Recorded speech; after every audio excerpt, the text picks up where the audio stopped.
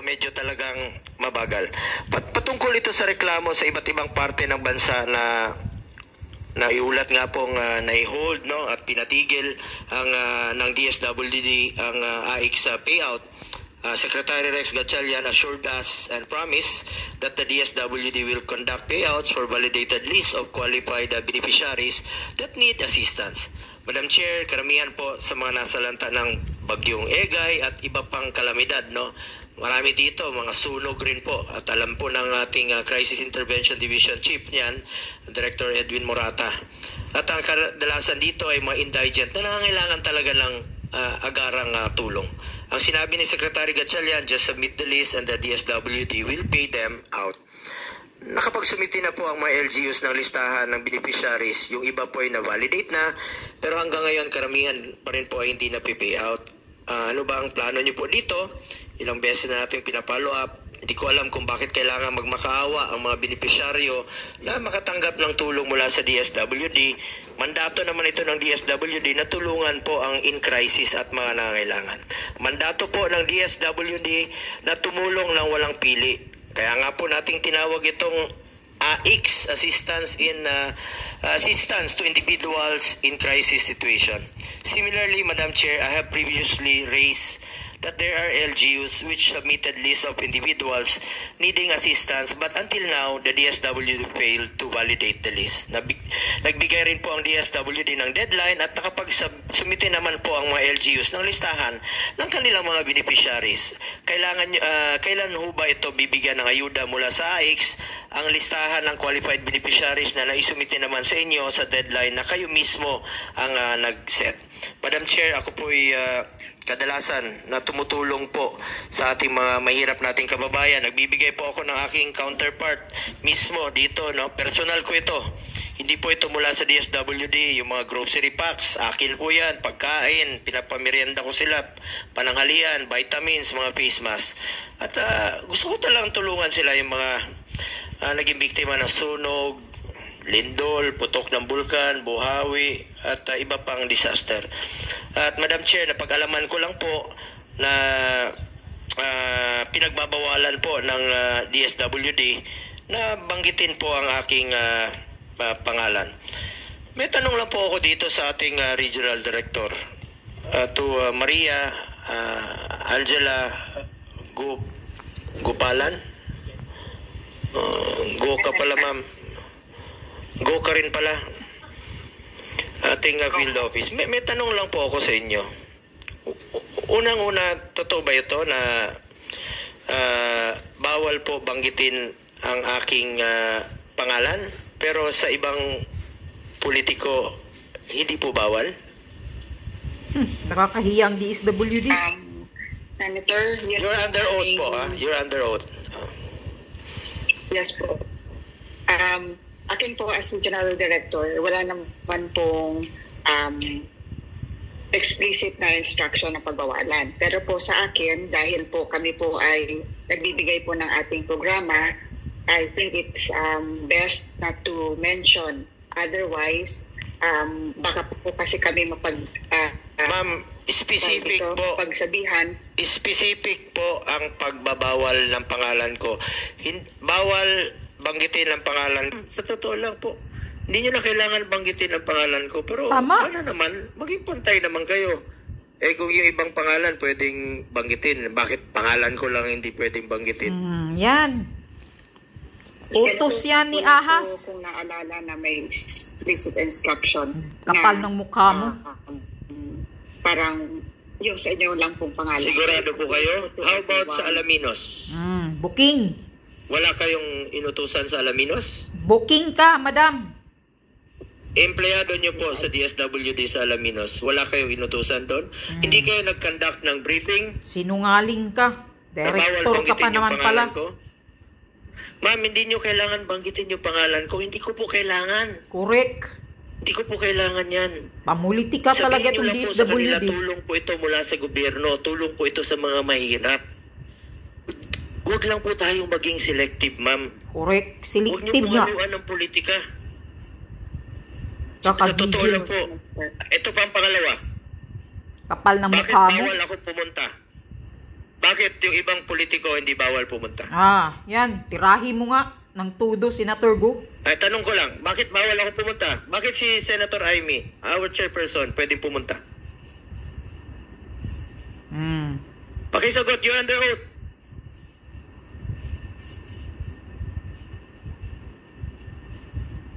Tamimi. Hindi niya masagot, Madam Chair. Kasi mga sinungaling.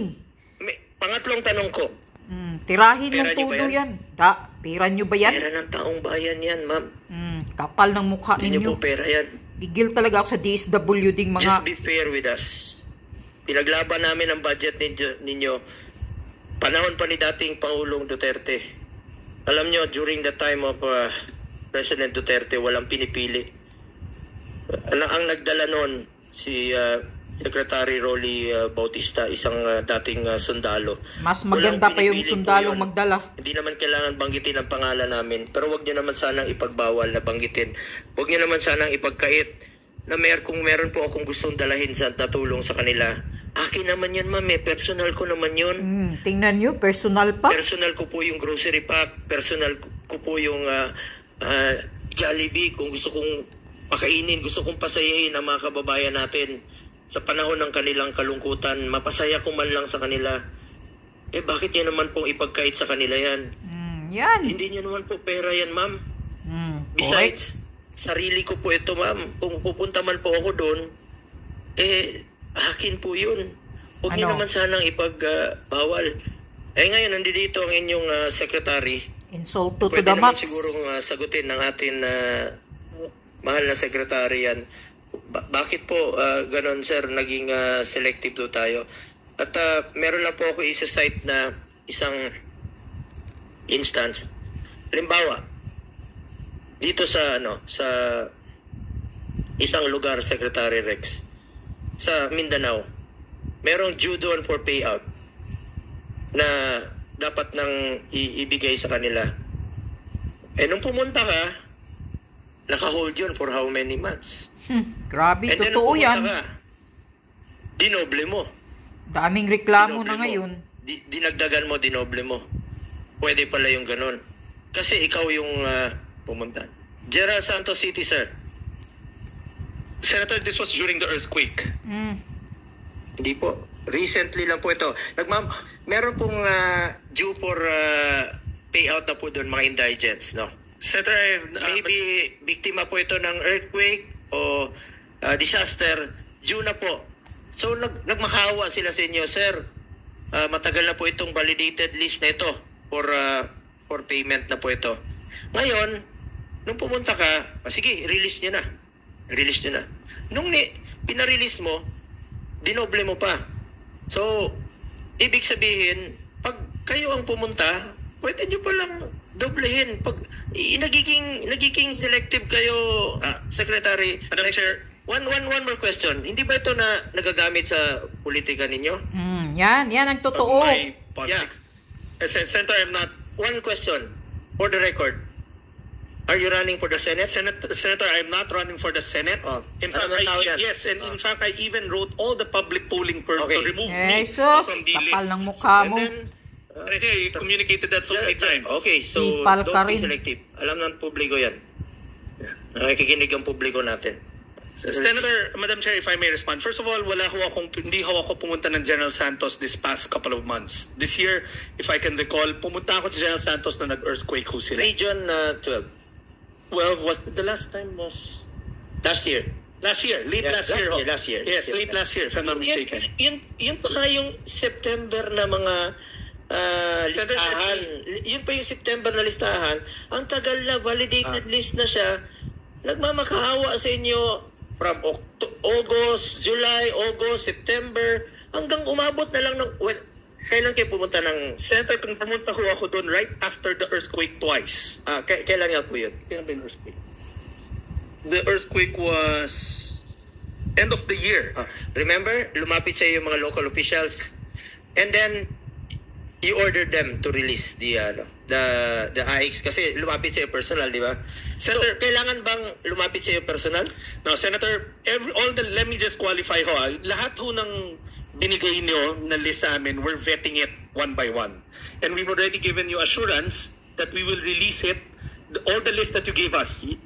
Senator Rex, Secretary, I don't have any intention of running for Senate. Hindi, kapatid mo yung kasama ko rito. Secretary Rex Gatchalian, you check your record. Senator, let me... General Santos City, meron silang validated list.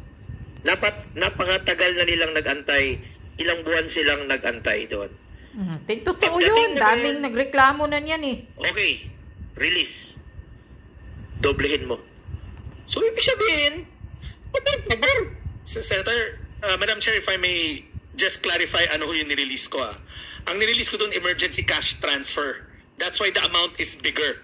Hindi ho ako nag-release ng AIX. In fact, the mayors came to me, we met there with the governor, emergency cash transfer ho yung doble na sinasabi niyo. Hindi ho ako nag-release ng AIX, it's emergency cash transfer. Kaya nga, ang punto ko doon, sir, ilang months na yung nagmamakaawa yung mga beneficiaries. So, bakit nyo pahirapan? 3,000, 4 na buwan, 3,000 lang? Nagmamakaawa. Hindi nyo naman pera yun, sir. Pera ng taong bayan yan. Ano? Ma-X po yan. Madam Chair, if I may clarify again. First of all, Madam Chair, I'll have Director Wenz explain the details of what we've done with the list. Pero a while ago, may inamin ho ako na nagkaroon kami ng problema sa sarili naming financial management office. That's why we were having cash shortfalls in some of our regions. NCR, And we have addressed that. Aminado kami, there were delays to the commitment to the senator, but we have all intentions of paying those lists that have been vetted and clarified, that have been checked already. But ako, I put my admission that na-delay yung iba because of what I admitted a while ago. We found out that meron kaming late submission sa DBM ng aming cash requirements. But we assure you that in the second quarter, we will clean that list. Sir, 4 months, 5 months nag-antay yung beneficiaries. 3,000 yung matatanggap nila. Pero nag-antay sila ng 5 buwan. Kailangan pa ba nilang antayin na mag-lindol sa lugar nila bago nyo i-release? Kailangan pa ba nilang pumunta ka doon bago nila i-release? Alam mo, to Director Marie Angela Gupalan, alam niyo ma'am, sa panahon ni dating Pangulong Duterte, walang pinipiling pagtulong noon, no? Kung kailangan ng social amelioration program, pinapahanap niya, kinokontak niya ang LGUs. Dapat walang duplication, walang iiyak na walang mabibigyan. Walang pilian, walang halong politika yan. Lalong-lalo na po sa panahon ng pandemya. Makakatanggap ng ayuda. Walang politika noon. Alam ni Senator Jaime yan. Dahil siya po ang chairperson ng social justice nung panahon yon. At ma'am, kahit na si Ma'am Jaime, meron po siyang kanyang sariling initiatives or amendments. Kung ano po yung kanyang gustong ito patulungan at ng mga lugar panahon ni Pangulong Duterte, walang bawal sa kay Senator Marcos. Lahat po'y pantay-pantay. Walang bawal kay Senator Joel Villanueva. Walang bawal kay Senator Angara. Walang bawal kahit kay Senator Hontiveros noong panahon yun. Binibigay po sa kanila dahil tulong po ito sa mga mahirap nating kababayan. Alam po yan ni Senator Jaime. Even during the last few months ng administration ni Pangulong Duterte, lahat ng ni-request ni Senator Jaime Marcos, ni-release po ng administrasyon ni Pangulong Duterte. Bakit ngayon pinipili? Correct. Pinipili. Kasi tulong yan sa mga mahirap. Nagpapagamit kasi kay Tambaluslos, yan si Secrex, huwag Gatchalian. niyong gamitin itong opisina niya sa politika kung may plano ka pa sa politika. Correct. Madam Chair, categorically, I am not using the office for my politics, and I categorically Sinungaling state that I am not running for any position this coming election. Kailang election? This election, I'm not running for any public office this coming 2025? election. Yes. But I'm not running for this coming election. It's a first time in 18 years. How about 2028? In 18 years. But